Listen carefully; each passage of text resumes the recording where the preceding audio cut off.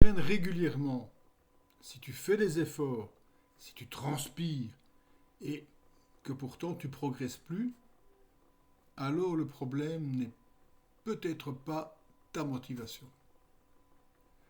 Après plus de 25 ans de coaching et d'accompagnement, je peux dire une chose avec certitude. La stagnation, c'est presque jamais un manque de volonté. C'est souvent le résultat d'erreurs simples, répétées et surtout rarement expliquées. Alors pourquoi s'entraîner plus ne fonctionne pas? La plupart des pratiquants pensent que la solution est évidente. S'entraîner plus souvent, plus longtemps ou plus intensément, ça te donne plus de résultats. En pratique, cette approche fonctionne rarement sur le long terme, bien qu'au début elle donne des résultats. Elle mène le plus souvent à de la fatigue chronique, à une perte de motivation et même parfois à des blessures. Il y a une chose fondamentale qu'on oublie trop souvent, le corps ne progresse pas pendant l'entraînement, il progresse pendant la récupération.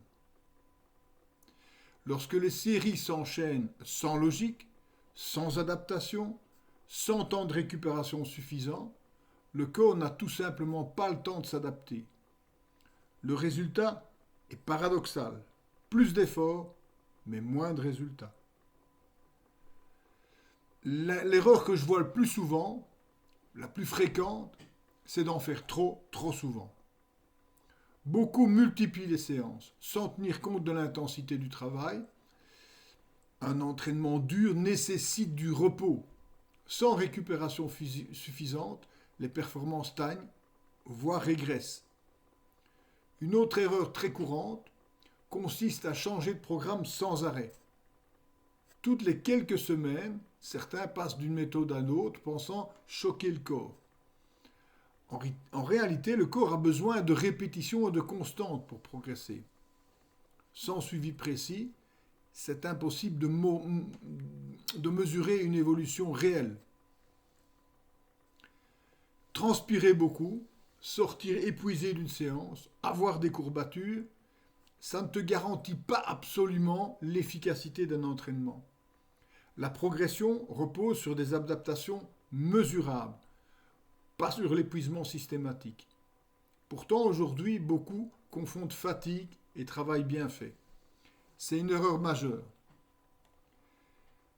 Beaucoup refusent d'entendre qu'il existe un autre facteur, souvent ignoré ou volontairement passé sous silence, la génétique. Chaque individu possède un potentiel qui lui est propre. Tout le monde ne peut pas devenir champion, ni atteindre des performances d'élite. C'est pas un échec, c'est pas un manque de volonté. Par contre, tout le monde peut atteindre son maximum personnel. Ce maximum permet déjà de profiter pleinement des bénéfices d'un corps entraîné. Meilleure santé, plus d'énergie, plus de force fonctionnelle, plus de mobilité et une meilleure qualité de vie. Le problème apparaît souvent lorsque l'ego du sportif prend le dessus. La volonté d'aller toujours plus loin, de se comparer aux autres, de repousser constamment ses limites, peut entraîner une contradiction avec la santé. Si l'activité physique est bénéfique, le sport de performance, lui, s'accompagne très souvent de contraintes extrêmes et à terme de blessures. Autrement dit, le sport c'est super bon pour la santé, le sport de compétition c'est pas bon pour la santé. Si tu comprends cette distinction, essaie de faire des choix plus cohérents. S'entraîner pour progresser et rester en bonne santé, ou accepter les risques liés à la recherche de performance maximale.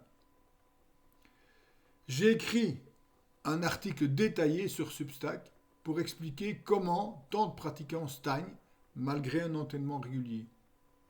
Pas pour vendre une méthode miracle, pas pour promettre des résultats rapides, mais pour que chacun puisse comprendre ce qui doit être réellement ajusté, le volume, l'intensité, la récupération, les attentes et parfois simplement la cohérence globale.